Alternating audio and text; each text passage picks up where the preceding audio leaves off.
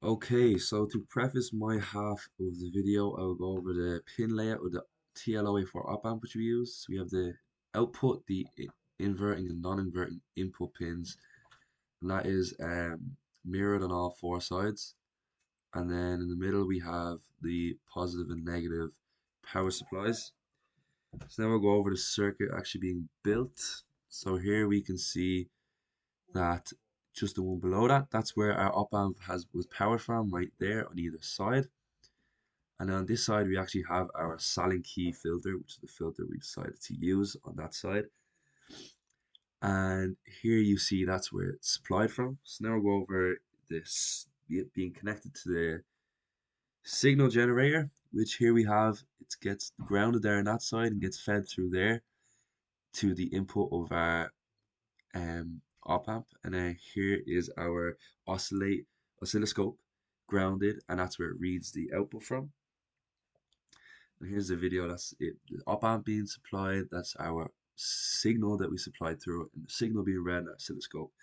So we'll go over the Bode plot, simulated Bode plots that we got for our system. So as you can see, it's 0 dBs up until around 1000 hertz range, where it actually amplifies signals a bit and it has a sharp roll-off rate. This is due to the nature of the Salin key filter, which has a low damping ratio, which causes a slight oscillation at the breaking frequency.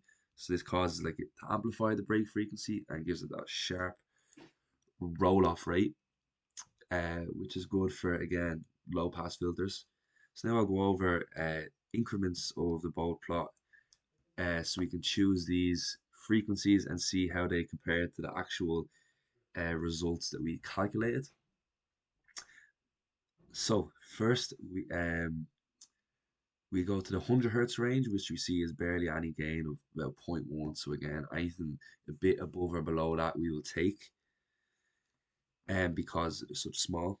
And then at the 1000 hertz range, this is the top, obviously the peak of the gain, where it reaches up just above 8 dBs before, as you can see, sharply declining. So again, anything in and around the 8 range, it could be a bit over, a bit less than 8, will be satisfactory. And next we will go to the 1500 hertz range now in a minute, in which we will see the sharp roll off rate really coming into effect. As you can see here, this is the minus 3 dB break frequency. And so as you can see, from around 500 hertz jump, it goes from plus 8 to almost minus 4 dBs. So again, this is a testament to the sharp roll off rate of Salin key filter. And the final range is around the 3 kilohertz range, in which we see a gain of around minus 18. So it's a range from like minus 17.9 almost to about minus 18.3. So next thing, we'll actually go over the results that we got on our oscilloscope to compare with the simulated Bode plot that we got for our Salin key filter. So as we can see, at the 100 hertz range, we actually got a slight decrease of minus 0.08 dBs. That is, again, that's okay because it's so small that it doesn't really make too much of a difference.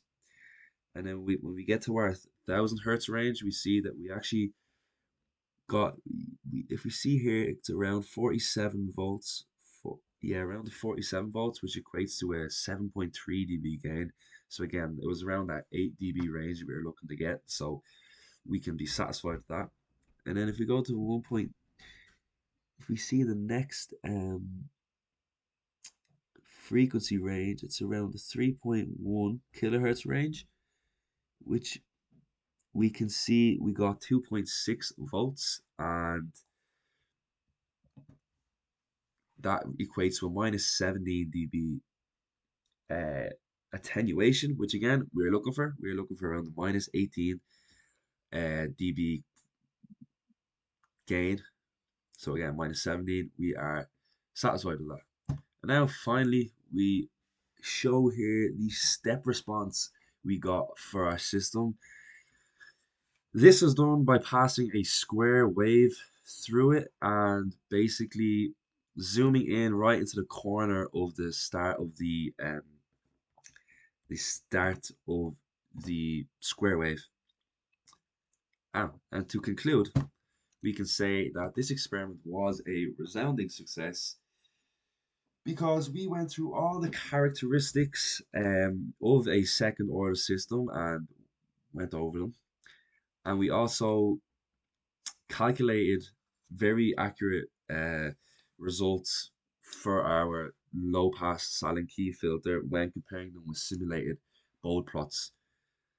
So again, that was Ben Canny and Matthew Holt's video on second order system analysis. Thank you.